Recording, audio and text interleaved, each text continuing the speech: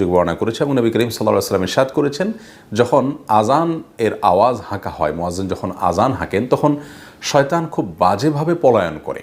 অর্থাৎ আজানের আওয়াজ শয়তানের জন্য বেশ কষ্টকর।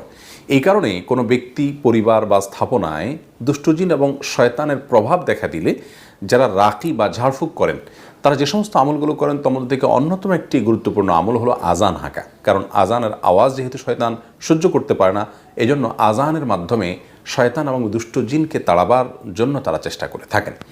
তো এই হাদিস থেকে বোঝা গেল যে শয়তান ছুটোছুটি করে আজানের সময়।